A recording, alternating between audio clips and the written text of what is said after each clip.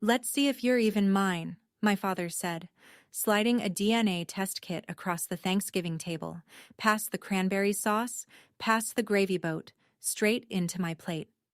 25 relatives laughed. My brother high-fived him.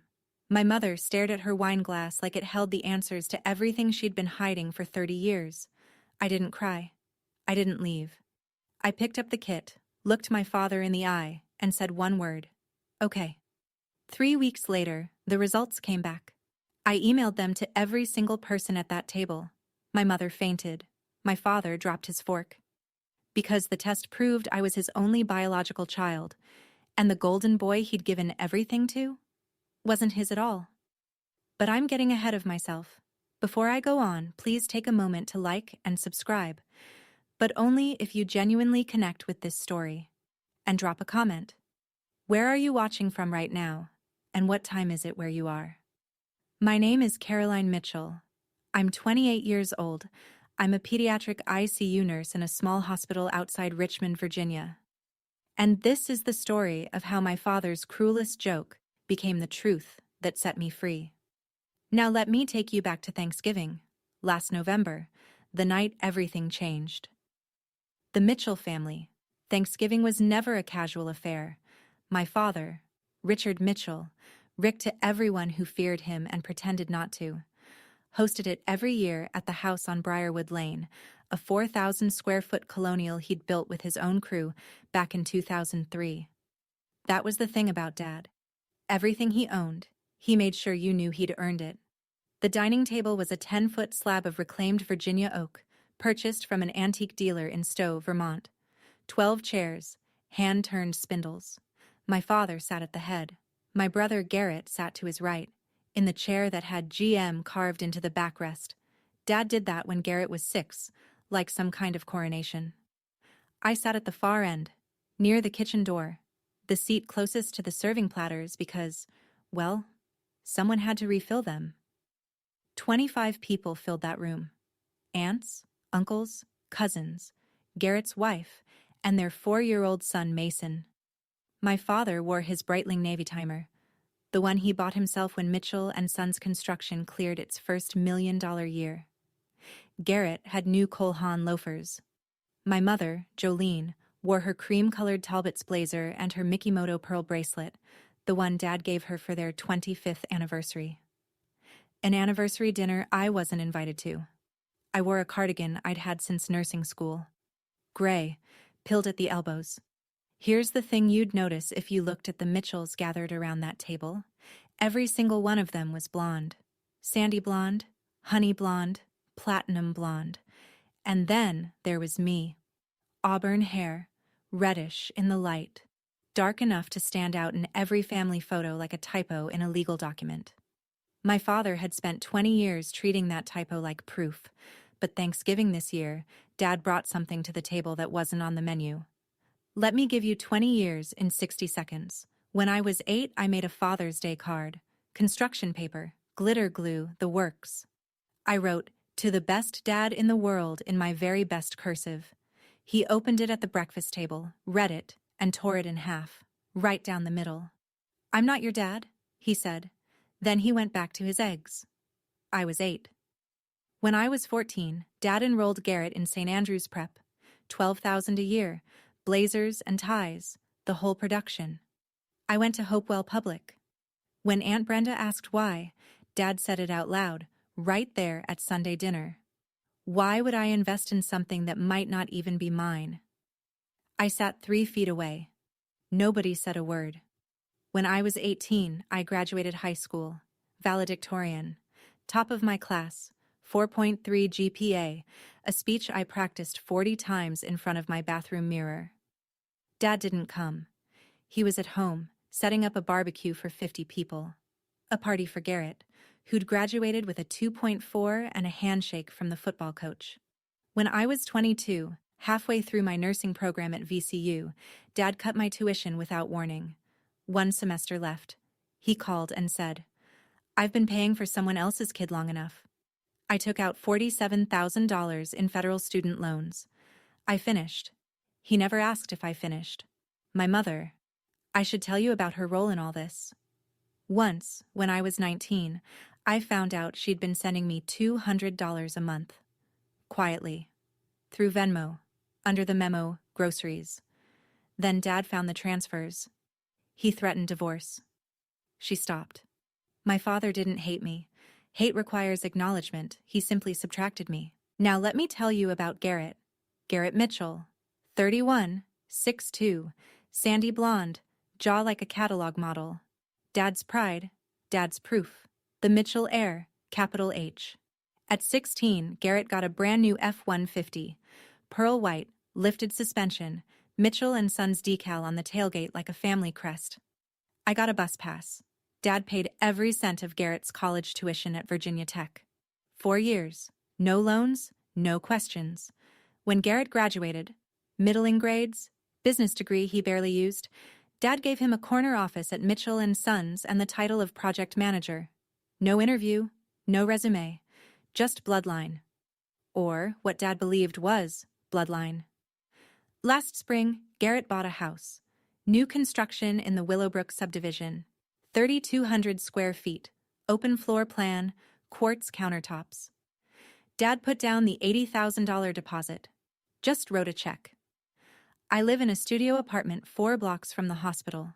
450 square feet. The kitchen counter doubles as my desk. When I come home from a 12-hour ICU shift, I eat standing up because the table barely fits one chair. Garrett drives a black Chevy Tahoe.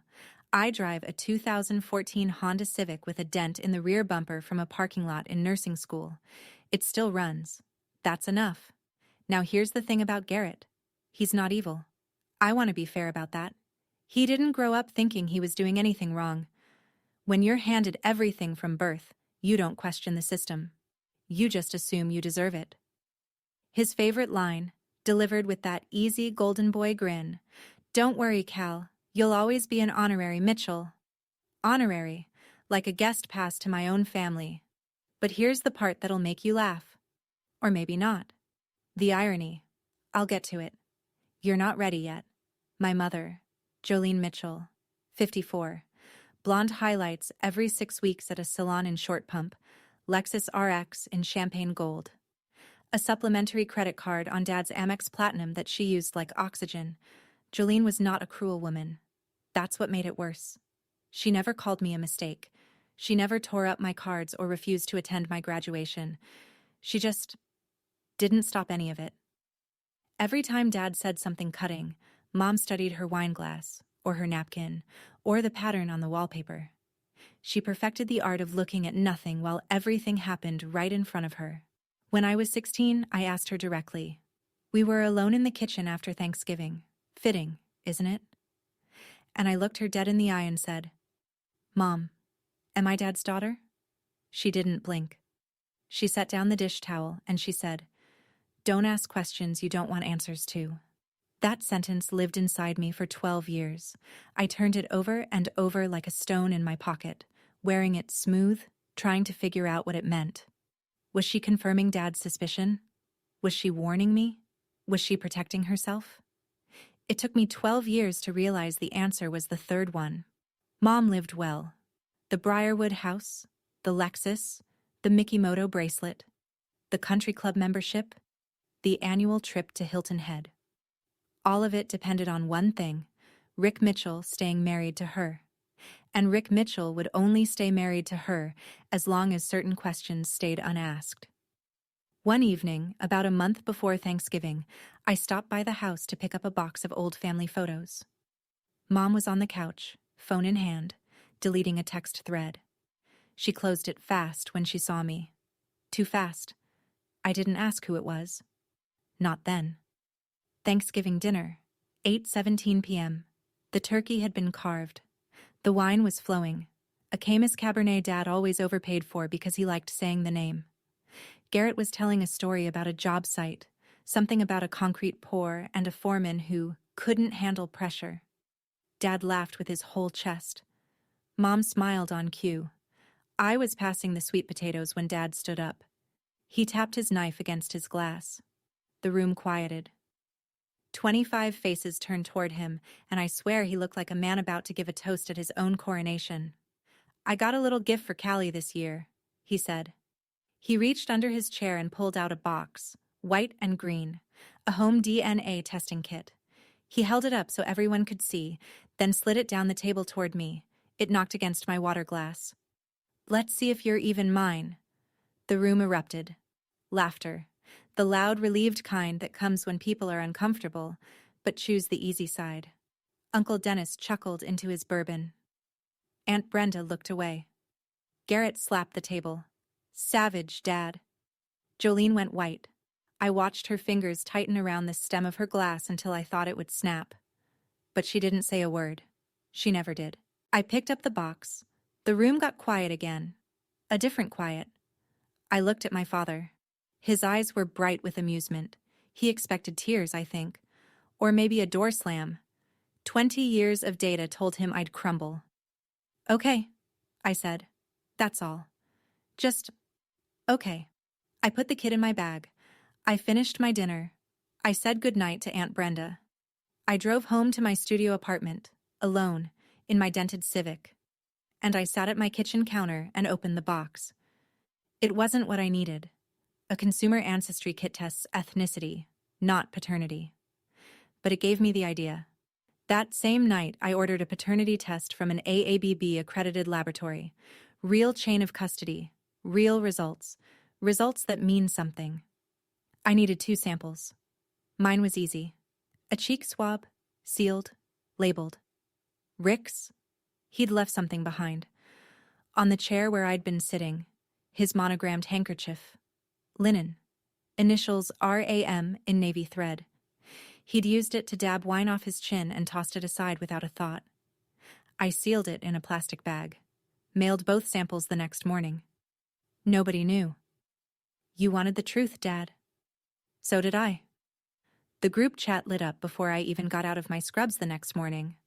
The Mitchell family group, 42 members, created by Dad 5 years ago, primarily used for holiday logistics and Garrett's construction updates that nobody asked for. That morning, it had a new purpose. Dad had posted a photo. It was me, from the night before, holding the DNA kit at the table. I don't know who took it. Someone's phone, angled from across the room. My face was half turned, mouth slightly open. I looked stunned. Vulnerable. His caption, "Let's see if the mailman left more than just letters." Garrett replied first. 3 laughing emojis. Then, "DNA, don't lie, Dad." Uncle Pete. "Oh man, Rick." Cousin Tara. A single. Which I guess counts as dissent in the Mitchell family. Nobody said, "That was cruel." Nobody said, "Rick, she's your daughter." Nobody said anything at all that resembled defense. 42 people. 42 witnesses to a public joke about my parentage. And the only response was laughter or silence. I read it all at 2:47 a.m., sitting in the break room of the pediatric ICU, fluorescent light buzzing overhead. I'd just come off a code. A 3-year-old with RSV, touch and go for 40 minutes before we stabilized her. My hands still smelled like nitrile gloves. And there it was, on my phone, between a notification about my student loan payment and a weather alert. I screenshotted every message, every emoji, every silence. Dana Reeves, my coworker, my closest friend, the only person at that hospital who knew about my family. She saw my face when I put the phone down. She didn't ask what was wrong. She just looked at me and said, "Get the facts, Callie. Then let the facts do the talking." I locked my phone. I went back to my patient. The lab had my samples. The clock was ticking. 3 weeks before Christmas, my phone rang. Dad. No greeting. No warmth. Just, "Christmas is for family. You know where you stand." He hung up before I could respond. 16 seconds. I know because I checked the call log afterward, staring at it like the number might explain something the words didn't. Garrett texted an hour later. Classic Garrett. Performing kindness while enforcing the verdict. "No hard feelings, Cal. It's Dad's house. His rules. Maybe next year things will be different." Then came Mom. Her message wasn't comfort. It wasn't an apology. It was, "Please don't make this worse." 3 messages from 3 Mitchells. Not one of them said, "This is wrong." Not one said, "I'm sorry." The only thing they agreed on was that my absence would make everyone's holiday more comfortable. So I spent Christmas Eve alone.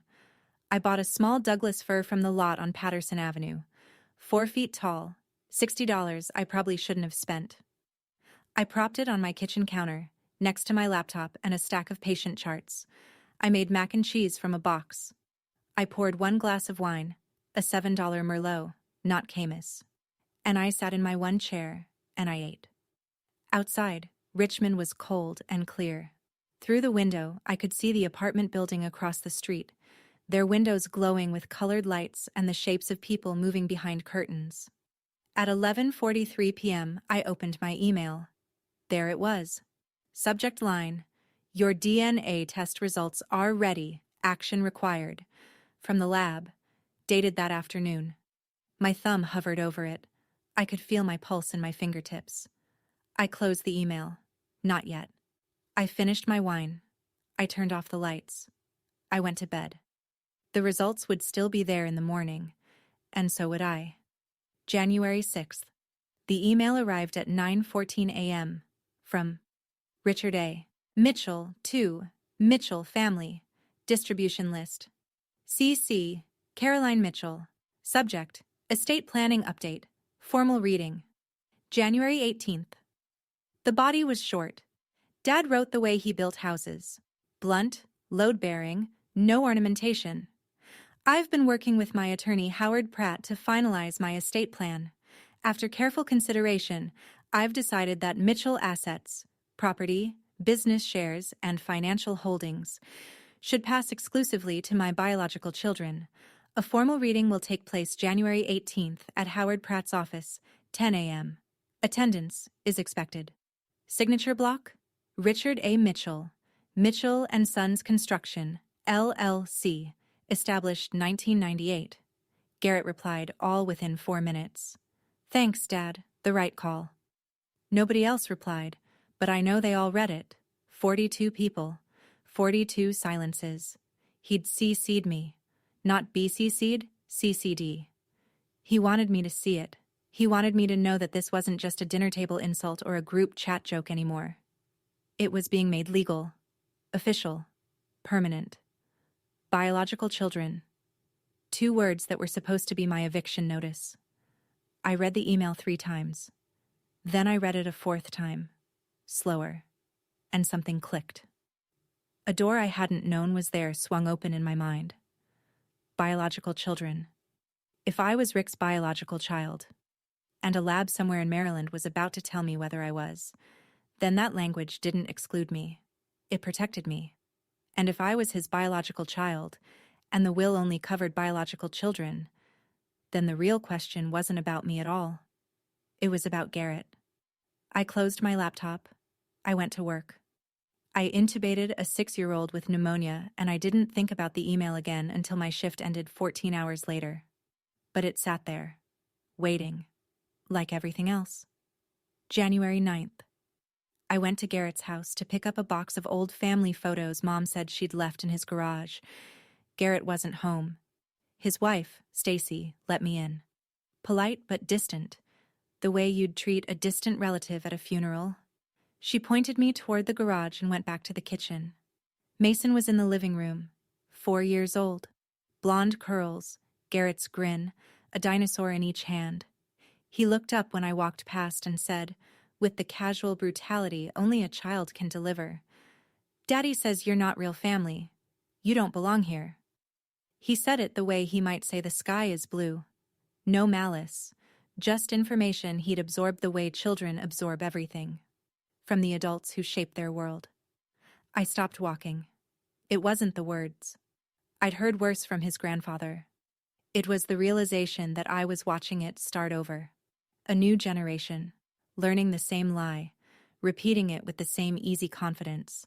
Mason would grow up believing his aunt was an outsider, just like Garrett had, and his children after him. I knelt down. Sweetie, family isn't about what people say. It's about what's true. Mason blinked at me, then went back to his dinosaurs. He'd already forgotten it. I hadn't. I took the box of photos, thanked Stacy, and sat in my Civic for 10 minutes with the engine off. The heater ticked as it cooled. My breath fogged the windshield. Then I opened my phone. I opened my email. I tapped on the subject line I'd been avoiding since Christmas. Probability of paternity, 99.9998%. Richard A. Mitchell is the biological father of Caroline R. Mitchell. I read it twice, 3 times. 4.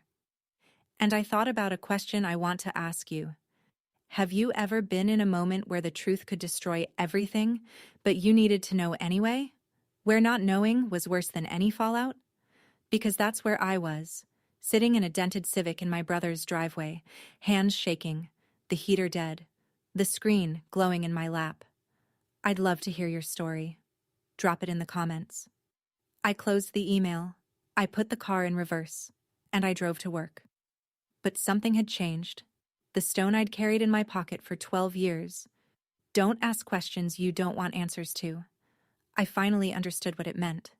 And it wasn't about me. It was never about me. I sat with the results for 3 days, not because I doubted them. The lab was AABB accredited, the gold standard for paternity testing in the United States, chain of custody documented, results notarized, 99.9998%.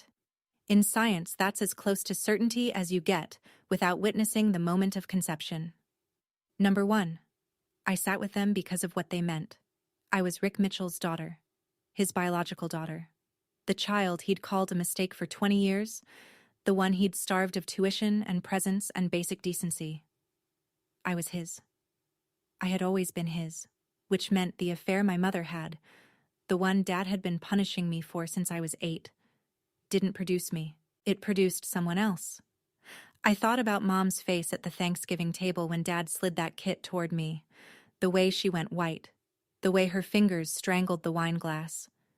She wasn't embarrassed for me. She was terrified for herself. Because she knew, she'd always known, that if anyone in that family actually took a DNA test, the lie wouldn't hold. Not her lie about me. Her lie about Garrett. Don't ask questions you don't want answers to. She wasn't protecting me from a painful truth. She was protecting Garrett from a devastating one, and she was protecting herself from the only consequence she truly feared. Rick finding out that his golden boy, his heir, his proudly carved chair firstborn son, carried another man's DNA. I thought about calling her. I picked up the phone twice. Both times I put it down. What would I say? Mom, I know? She'd deny it. She'd cry. She'd beg me not to tell. And I would be right back where I'd always been, holding someone else's secret, swallowing someone else's shame, keeping the peace at my own expense. Not this time. I called a lawyer instead. Margaret Foley's office was on Main Street in Mechanicsville, a narrow brick building between a barbershop and a CPA firm. 2nd floor, no elevator.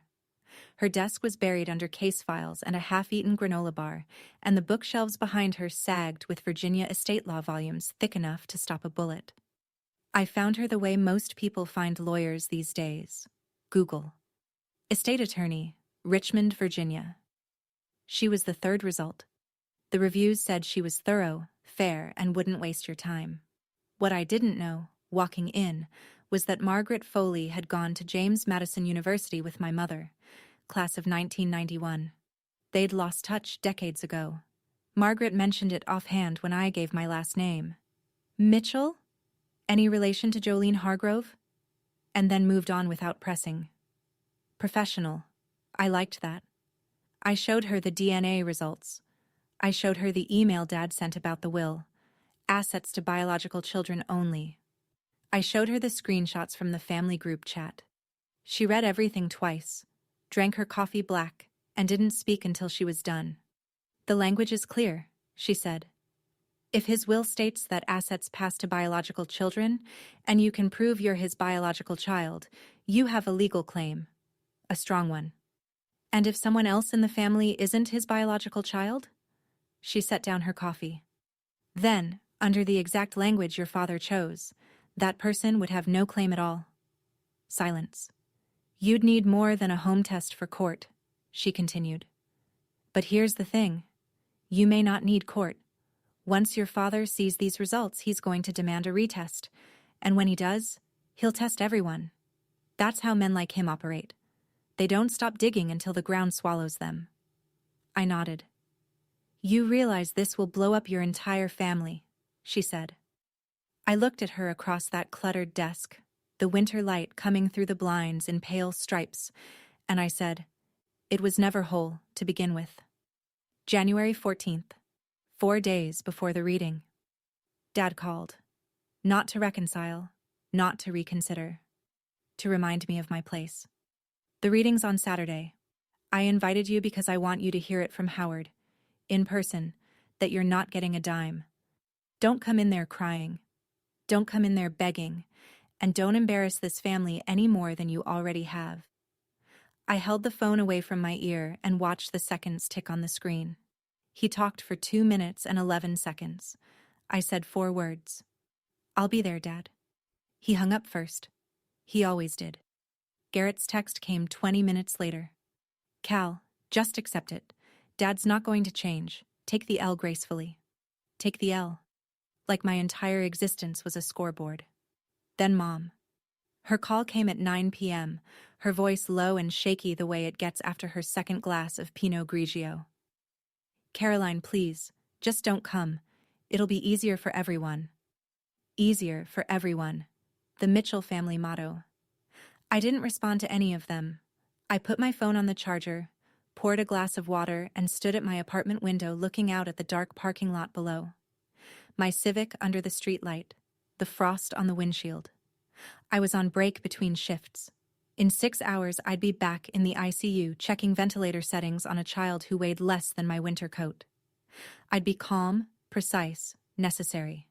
I'd make decisions that mattered, measured in oxygen levels and heart rates and milligrams. And then in 4 days, I'd walk into a room full of people who'd spent my whole life telling me I didn't matter, and I'd let a piece of paper say what I never could. Dana was right. Let the facts do the talking. January 15th. 3 days out. I met Margaret at her office after my shift. She had the notarized copies ready. 3 sets of the DNA results, each in a sealed envelope, each bearing the lab's certification stamp and her notary seal. Clean. Official. The kind of paperwork that doesn't need a raised voice to make its point. I also pulled the draft will your father emailed, she said, adjusting her reading glasses. He CC'd you on it, which means it's not privileged. And there's something you should know. She turned her laptop toward me. This will hasn't been executed. No signatures, no witnesses. Under Virginia law, it's a statement of intent. Nothing more. Which means his previous will, the one filed 3 years ago, is still the operative document. What does the old will say? Standard language. Assets divided equally among my children. No biological qualifier, no DNA requirement. I leaned back. So, even if he tries to sign the new one, if he signs it, and it holds up to challenge, it says biological children only, and we both know what that means for you. She paused. Either way, Caroline, you're protected. The old will includes you. The new will, if he's foolish enough to sign it, includes only you. She let that sit. I drafted an email that night. Recipients. Every address in the Mitchell family distribution list. Attached. The DNA results. Subject line left blank for now. I saved it in my drafts folder and closed my laptop. Plan B. Just in case. The next morning, I did something I hadn't done in years. I went shopping. Not at a thrift store, not at Target. I drove to a consignment boutique in Carytown and bought a navy blazer, tailored trousers, and a pair of leather Oxford shoes. $140 total, more than I usually spent on clothes in 3 months. Dana helped me practice that evening. Not what to say, what not to say. You don't owe them an explanation, she told me over reheated hospital cafeteria soup. You walk in, you sit down, you wait for the right moment, and you put the envelope on the table. That's it. Let the paper talk. I nodded. For the first time in 20 years, I wasn't walking into a Mitchell family event hoping to survive it. I was walking in prepared.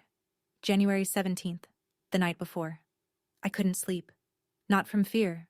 Not exactly. It was something closer to vertigo. That feeling when you're standing at the edge of a high place and your body knows before your brain does that everything on the other side will be different. I sat on my bed with a shoebox of old photos. Most of them were from before Dad decided I wasn't his. There was one I kept coming back to. Me at 5 years old, sitting on his lap in the backyard. Both of us laughing. His arms around me, my head tipped back. The sun behind us. That was the last time he held me. I was 5. I don't remember what was funny. I just remember feeling safe. I stared at that photo for a long time. Tomorrow, I would walk into a room and end my family as it existed, not destroy it. It was already destroyed, had been for 20 years. We just hadn't admitted it. But end the version of it that everyone had agreed to perform. The version where Dad was the righteous patriarch, where Garrett was the worthy heir, where Mom was the loyal wife, where I was the mistake. All of it, done. Because of a piece of paper in my bag. I called Dana at 11. Am I doing the right thing? She didn't hesitate. Are they doing the right thing to you? Silence. Callie, that man humiliated you in front of your entire family on a holiday. He's trying to legally erase you. Your brother treats you like a footnote. Your mother watched all of it and chose her comfort over your dignity. For 20 years. She took a breath. You didn't start this. You're just the one brave enough to finish it. I hung up. I opened my laptop. The DNA results glowed on the screen. 99.9998%. I closed it. I placed the notarized envelope in my bag, the navy tote I'd bought to match the blazer, and set it by the door. I turned off the light. I didn't sleep. But I was ready. January 18th, 9:47 a.m. Howard Pratt's office was in a red brick professional building on Broad Street. The kind of place that smelled like old carpet and authority. Second floor. Berber carpet, walnut wainscoting, framed diplomas arranged with surgical precision. I arrived 13 minutes early. Deliberate. I wanted to be seated before anyone else walked in. The conference room was long and narrow. A walnut table, 12 leather chairs, a window overlooking the parking lot. Howard Pratt's assistant offered me water. I took it. Set it on a coaster. Set my bag on the floor beside my chair, the envelope inside. They arrived in clusters. Uncle Dennis and Aunt Brenda first, quiet, nodding at me with the careful politeness of people who know something is about to go wrong. Then cousins I hadn't spoken to since last Thanksgiving. Then Garrett and Stacy, Garrett in a sport coat that probably cost more than my rent, Stacy in heels clicking on the hardwood. 15 people total. Not the whole family, but the ones who mattered.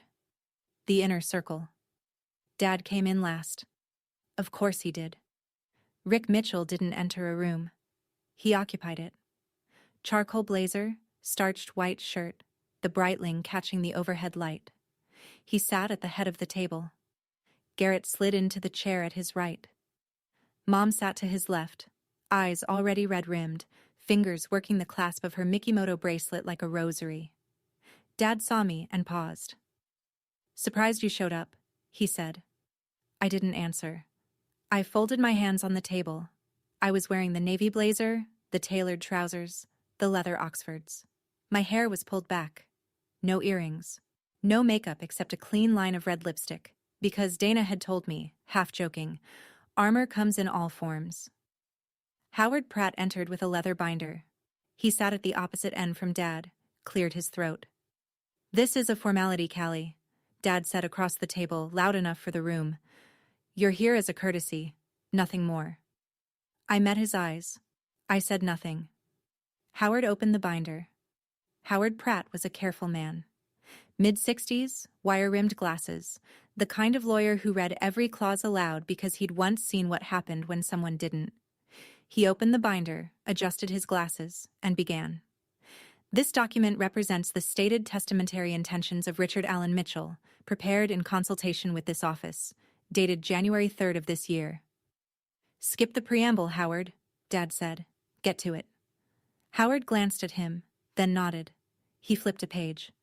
Article 4, Section 1, Distribution of Assets. All real property, business interests, and financial assets held by Richard Allen Mitchell shall pass exclusively to his biological children, as verified by legally recognized documentation upon the date of his passing. Dad leaned back in his chair and looked at me. Not with anger, with satisfaction, the look of a man who's just nailed the final board on a fence. See? He said. Black and white. Garrett nodded. It's just business, Cal. A few relatives shifted in their seats. Aunt Brenda pressed her lips together. Uncle Dennis studied the grain of the table. Nobody spoke. Howard continued, detailing the breakdown: the Briarwood house, the Mitchell and Sons shares, the investment accounts, the life insurance. $3.2 million in total estimated value. All of it directed to biological children. The phrase repeated like a hammer stroke. Biological children, biological children, biological children. And every time he said it, Dad's chin lifted a fraction higher. When Howard finished, he removed his glasses and folded his hands. This document remains in draft form and requires execution, signatures, and witnesses to become legally binding. However, Mr. Mitchell wished to share his intentions with the family prior to finalization. He looked around the room. Are there any questions or objections? Silence. Dad smiled. The room exhaled. My hand moved to my bag. I have an objection. My voice came out steadier than I expected. Low, clear. The kind of voice I use at 3 a.m., when a ventilator alarm goes off and a room full of panicking parents needs someone to be calm. Every head turned. Dad's smile didn't drop. It froze. Excuse me? Not emotional, I said. Procedural. I stood, walked to the conference room door, opened it. Margaret Foley stepped in. Gray pantsuit, reading glasses on a chain, a leather portfolio under her arm. She'd been waiting in the hallway for 11 minutes. We'd timed it. Who the hell is this? Dad said. My name is Margaret Foley. I'm an estate attorney licensed in the Commonwealth of Virginia, and I represent Caroline Mitchell. The room went very still. You hired a lawyer? Dad's voice pitched upward. Not angry yet, but close. The way a thunderstorm sounds before the first crack. For what? There's nothing to contest. You're not... Mr. Mitchell. Margaret's voice cut clean. Your draft will states that assets pass to biological children only. We'd like to submit documentation relevant to that clause. She nodded at me. I reached into my bag. My fingers found the envelope.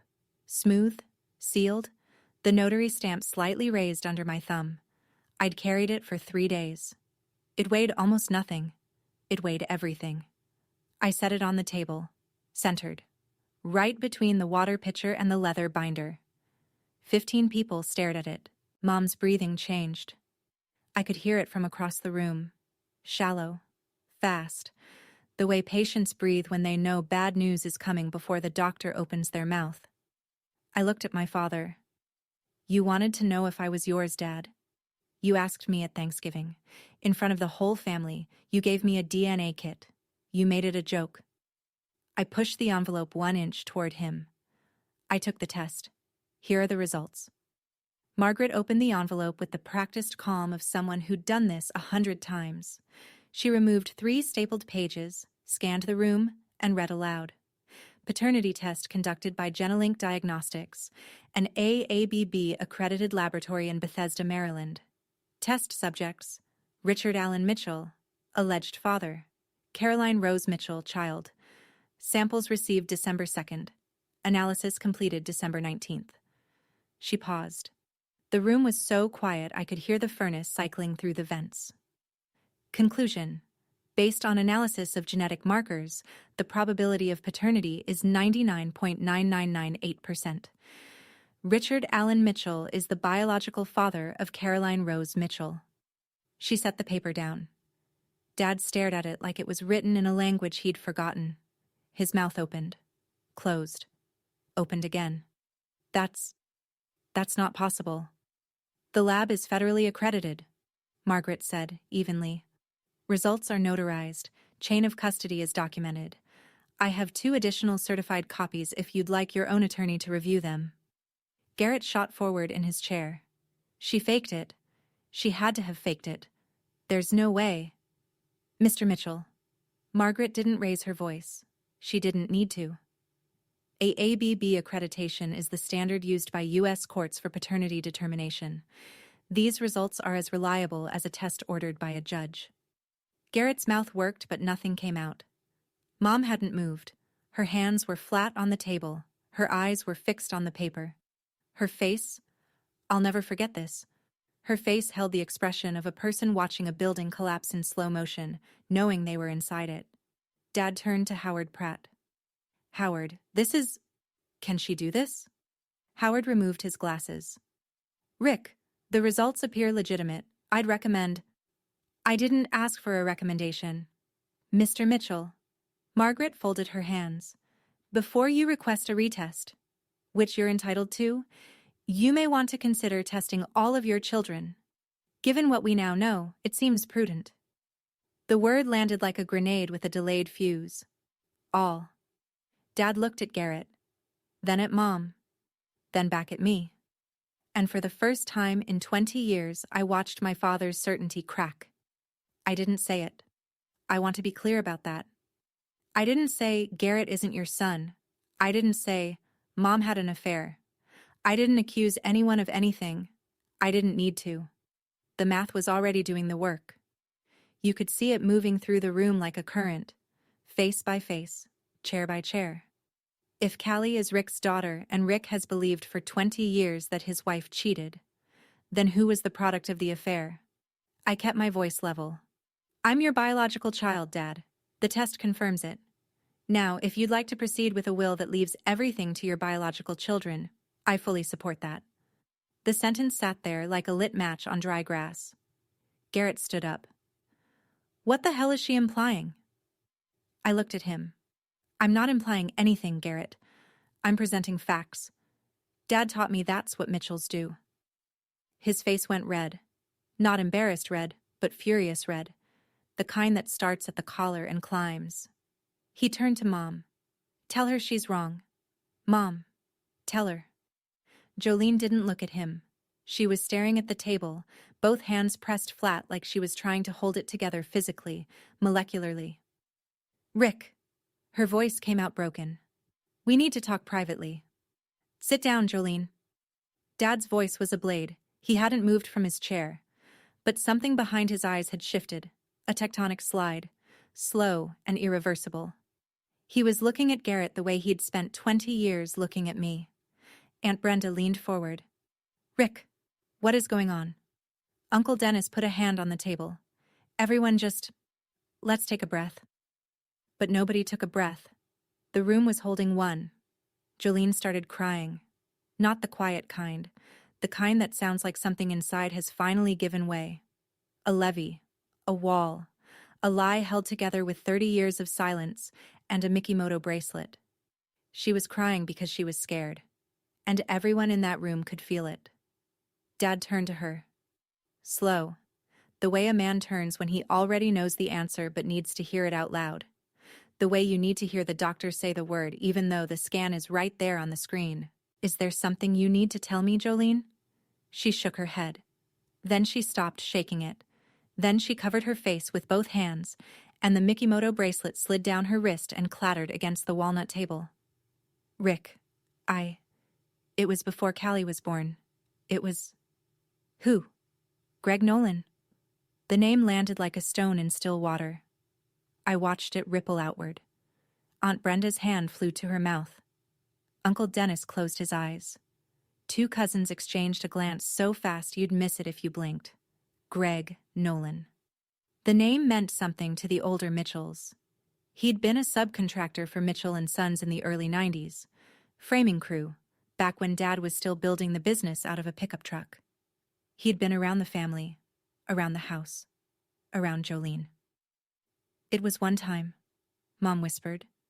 One time, Rick. Early 94. You were gone for 3 months on that Chesapeake Bay project, and I was alone. And early 94. Dad's voice was flat, mechanical. He was doing the math. Everyone was doing the math. Garrett was born in October of 1994. The room understood before Garrett did. I could see it in their faces. The slow, awful dawning, the way people look when they realize a story they've believed their whole lives was built on sand. Garrett stared at Mom. What are you saying? Mom? What are you saying? She couldn't look at him. She couldn't look at any of us. Her head dropped, and her shoulders folded inward, and she whispered, I'm sorry. I'm so sorry. Dad's fist hit the table. Not hard enough to break anything. Hard enough to rattle every glass. Greg Nolan? His voice cracked on the name. The guy who poured my foundations? Nobody answered. Nobody could.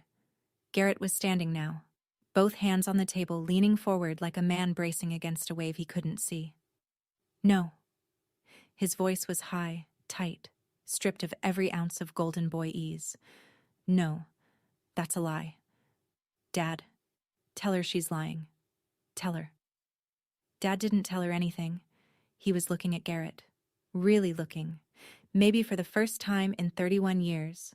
And I watched something shift behind his eyes.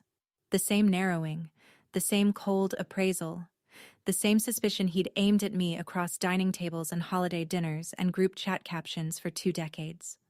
He was measuring Garrett the way he'd always measured me. I'm your son, Garrett said. I look just like you. Everyone says, Dad, everyone says I look just like you. Dad's voice came out quiet, almost a whisper. You look like Greg. Garrett flinched like he'd been struck. And the room did something I'll never forget. Every set of eyes moved to the framed family portrait hanging on Howard Pratt's wall. Not our portrait, Howard's. But it didn't matter because the Mitchells were all picturing the same image. The Christmas card photo from 2019, the one Mom sent to 150 people. Rick, Jolene, Garrett, all blonde. And me, the auburn-haired girl standing slightly apart, like she'd been photoshopped in from a different family. Except now the picture read differently. Aunt Brenda was the one who said it. Softly, almost to herself. Oh my God, the hair. Callie has Rick's mother's hair. She was right. Grandma Elaine Mitchell, Dad's mother, who passed when I was 3, had auburn hair. Dark red, almost mahogany. I'd seen it in photographs but never made the connection because nobody had ever let me make it. Nobody had ever said, You look like your grandmother, Callie. That line was reserved for Garrett. You look just like your dad. Except he didn't. He never had. The room was unraveling. Garrett shoved his chair back and paced to the window, hands clasped behind his neck, breathing hard. Stacy reached for him. He pulled away. Mom was slumped in her chair, barely conscious. Aunt Brenda had one arm around her, fanning her face with a legal pad. Howard Pratt sat perfectly still, pen frozen above his binder, the face of a man watching his billable hour turn into a bonfire. Dad hadn't moved. He sat at the head of the table with his hands flat on the walnut surface, staring at the DNA report like it was a mirror showing a face he didn't recognize. I stood up. Not fast, not dramatic. The way I stand up in the ICU when I have information a family needs to hear. Steady. Present. Dad. He didn't look up. For 20 years, you called me a mistake. You tore up the Father's Day card I made when I was 8. You didn't come to my graduation. You cut my tuition and let me take on $47,000 in loans. You posted about me in the family group chat like I was a punchline. You handed me a DNA kit at Thanksgiving in front of 25 people and dared me to prove I belonged. I paused. And now that kit, your joke, proves that I was your only biological child this entire time. The daughter you threw away was the one who was real, and the son you gave everything to. I stopped. Because I'm not cruel. Because Garrett was at the window and his shoulders were shaking, and whatever he was, whatever he'd done, he didn't choose this any more than I did. I didn't come here to take anyone's money, I said. I didn't come here for revenge. I came here because you summoned me. You wanted the truth read out loud in front of the family. So here it is. I looked at him, at the Breitling on his wrist, at the hands that built a company and tore up a child's card with equal ease. I don't need your money. I don't need your name. I just needed you to know that your cruelest joke told the truth you were too afraid to find. I sat down. The room was silent except for my mother's quiet sobbing and the sound of the furnace cycling through the vents. Nobody looked at my father. Everybody looked at me. Aunt Brenda moved first. She stood up, slowly, like a woman who'd just made a decision she should have made a long time ago, crossed the room and put her arms around me. Not a polite hug. A real one. The kind that says I see you and I'm sorry without using either phrase. I should have said something years ago, she whispered against my shoulder. I watched him do this to you, and I said nothing. I'm sorry, Callie. Uncle Dennis cleared his throat. He was looking at Dad, and his expression wasn't sympathy. It was something harder than that. Rick, what have you done? Dad didn't answer. Cousin Tara, the one who'd sent the single grimacing emoji in the group chat, stood up and walked to my side of the table. She didn't say anything.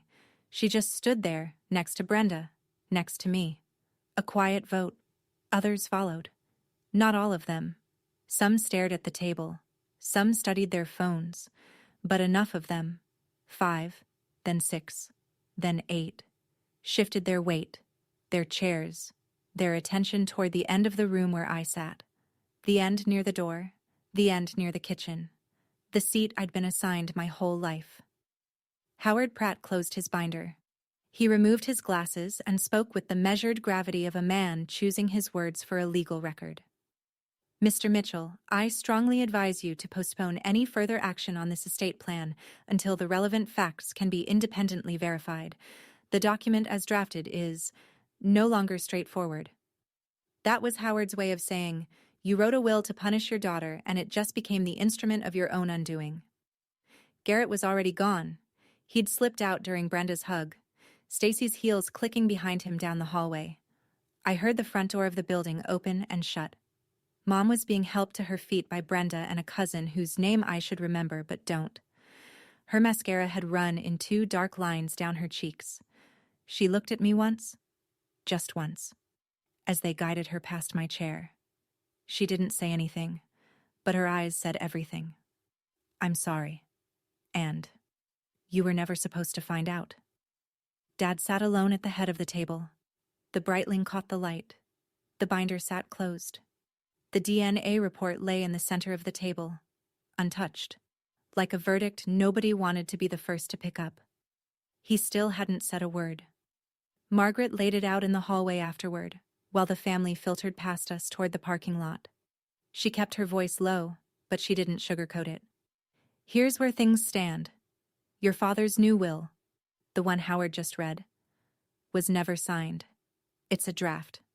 Legally, it's toilet paper. She held up a finger. His previous will, filed in 2021, divides his estate equally among my children. No biological qualifier. That will is still operative. So I'm covered either way, I said. Yes. Under the old will, you inherit as his child. If he's stubborn enough to sign the new one, biological children only, you inherit as his only biological child. He built a cage and locked himself inside it.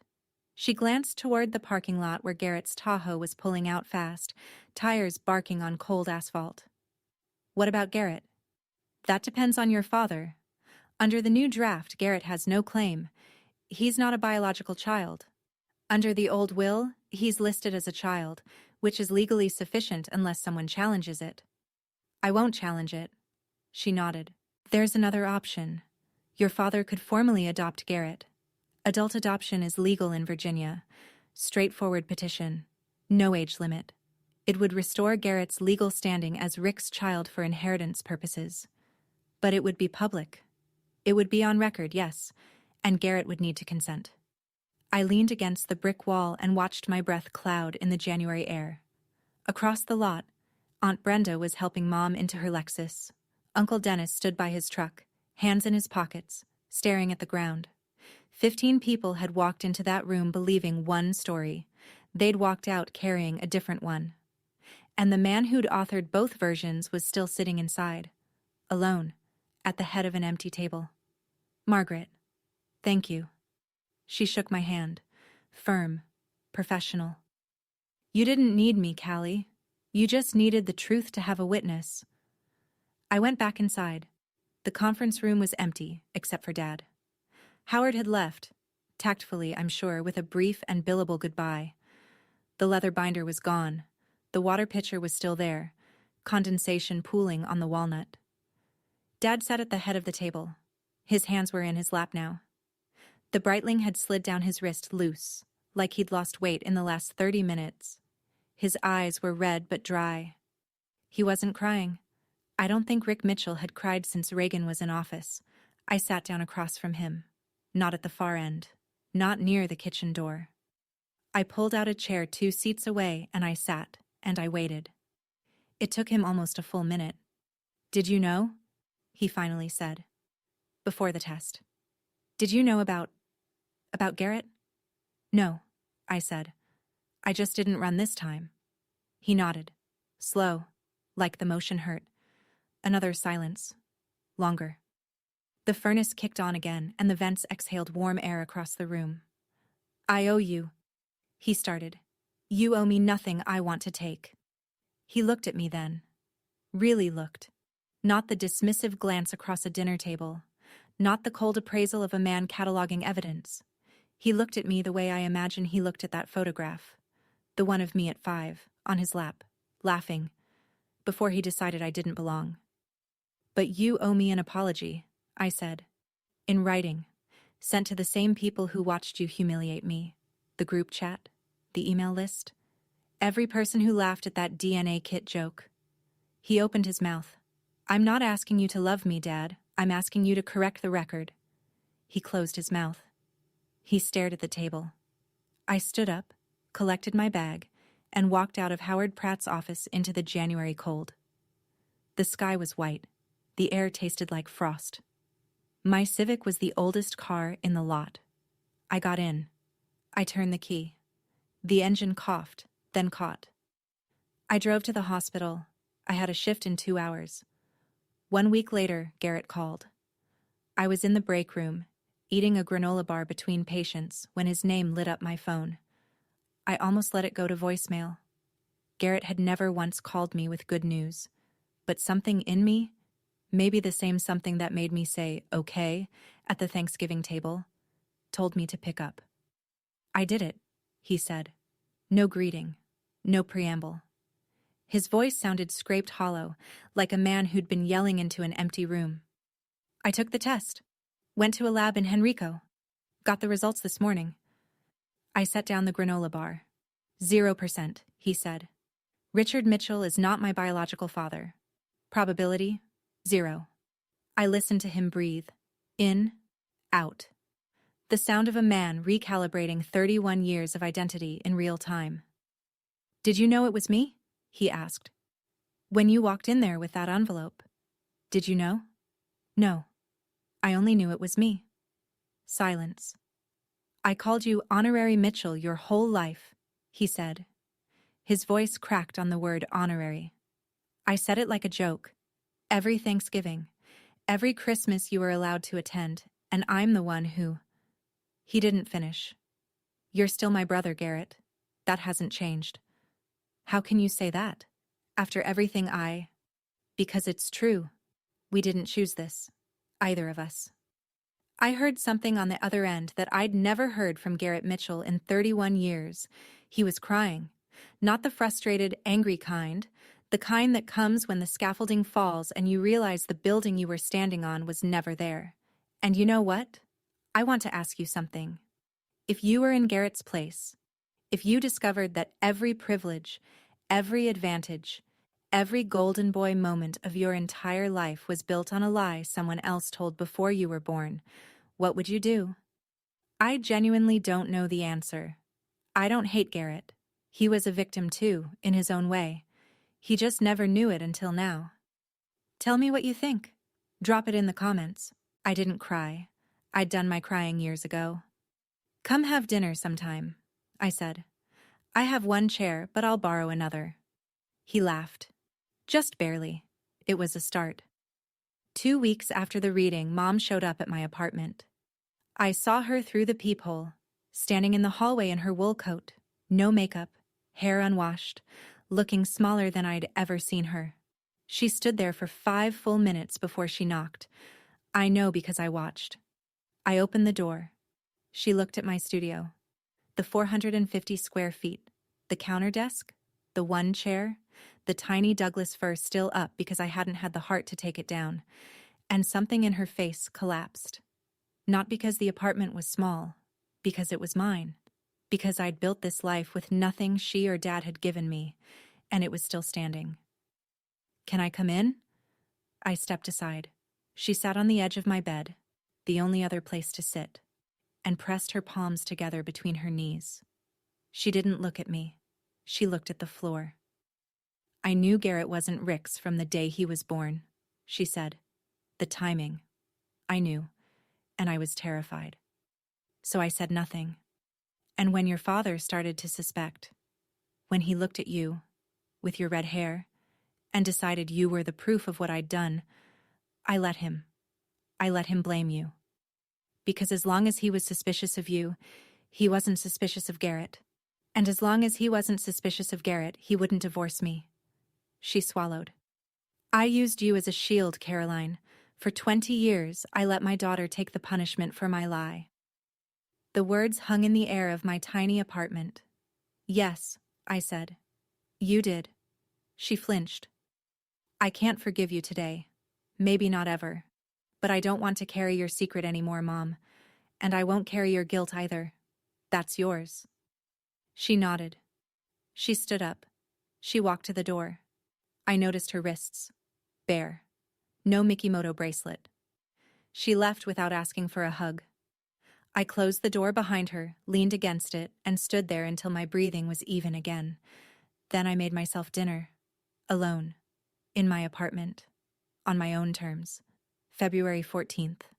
Valentine's Day, of all things. The universe has a strange sense of timing. I was eating lunch in the hospital cafeteria. Chicken sandwich, orange juice, fluorescent lights, the usual. When my phone buzzed. Email notification. From Richard A. Mitchell. Subject. To my family. Recipients. The Mitchell family distribution list. All 42 members. The same list he'd used to share the DNA kit photo. The same list he'd used to announce the will. I opened it. To my family, I have spent 20 years treating my daughter Caroline as though she did not belong. I called her a mistake. I denied her opportunities I freely gave to others. I humiliated her publicly on multiple occasions, most recently at Thanksgiving, in front of people she had every right to feel safe around. I was wrong. Caroline is my biological daughter. She has always been my biological daughter. The doubt I held was unfounded, and the damage I caused because of it is something I will have to live with for the rest of my life. She did not ask for money. She did not ask for the business. She asked for one thing, a public correction. This is that correction. Caroline, you were never a mistake. I was. Richard A. Mitchell. I read it twice. The cafeteria noise, trays clattering, someone's phone ringing, 2 nurses arguing about a shift swap, continued around me like nothing had happened. Dana slid into the seat across from me. She'd seen my face. What is it? I turned the phone toward her. She read it. She looked at me. You okay? I thought about it. Really thought about it. Not the reflexive, I'm fine you give when someone asks during a hard week, but an honest inventory. 20 years of subtraction, 1 Thanksgiving, 1 envelope, 1 piece of paper that said what my father couldn't. I'm free, I said. Dana nodded. She didn't push. She just sat there with me, eating her own terrible cafeteria sandwich under the same fluorescent lights, in the same break that would end in 12 minutes. It was the most ordinary moment of my life, and it was enough. Margaret called in early March. Your father wants to revise the will. New language. Assets split equally between you and Garrett. He's filing a petition for adult adoption. Garrett agreed to it.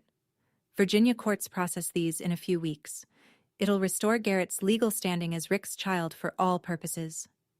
Good, I said. There's also the question of your share. Roughly $800,000 to $1.6 million, depending on valuations. Your father wants you to have it.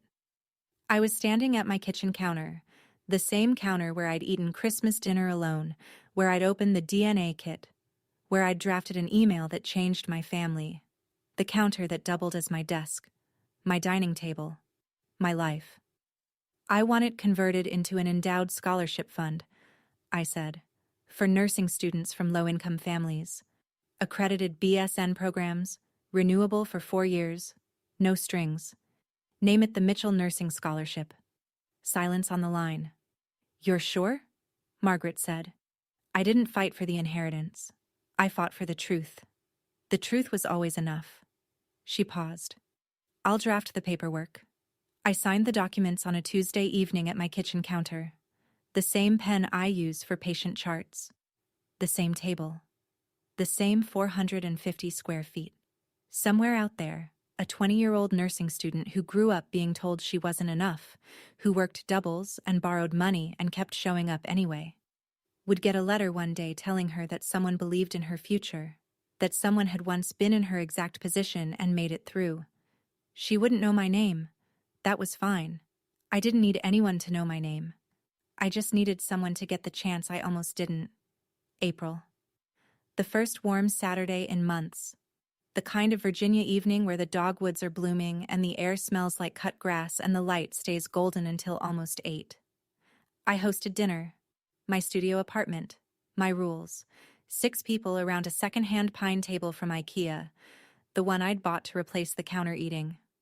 No chairs had initials carved into them. No assigned seats. No hierarchy. Dana sat to my left, already arguing with my neighbor, Mrs. Patterson, 72, widowed, the woman who'd left soup outside my door every Tuesday since I moved in, about whether cornbread should have sugar in it. 2 nurses from the ICU, Marcus and Lee, were debating something about ventilator protocols with the same passion other people reserve for football. Margaret Foley had sent a bottle of wine with a note, for the table, MF. And at the end, in a borrowed folding chair, was Garrett. He'd called the week before. Not his usual breezy tone, quiet, careful, the voice of a man still learning who he was. Can I come? I don't really know where else to go. Bring dessert, I said, and don't bring that Tahoe. Parking's tight. He showed up with a store-bought pie and a Honda Civic he'd bought 2 weeks ago. I didn't ask what happened to the Tahoe. I didn't need to. I sat at the head of the table. Not because I was important, because it was closest to the stove, and the pasta needed stirring. Dad wasn't there. We weren't there yet. Maybe we'd never be. But on my refrigerator, held up with a magnet from the hospital gift shop, was a piece of construction paper. Faded, torn down the middle, taped back together with care. To the best dad in the world. I'd kept it. All these years, I'd kept it. Not for him. For the 8-year-old girl who made it. She deserved to know it survived. I looked around my table. Dana laughing. Garrett listening. Mrs. Patterson winning the cornbread argument. The evening light coming through the window. Warm and gold and ordinary. Family isn't blood. Family isn't a name on a will. Family is who stays when the truth comes out. And for the first time in my life, every person at my table had chosen to be there. That was enough. That was everything. Thank you for staying until the end. If this story touched something in you, if you've ever been the one overlooked, underestimated, or erased by the people who were supposed to love you first, I want you to know, your worth was never theirs to decide. If you connected with this, please hit like, subscribe, and turn on notifications so you don't miss what's coming next. There's another story waiting for you. Check the link in the description. It might be exactly what you need today. Until next time, take care of yourselves, and take care of each other.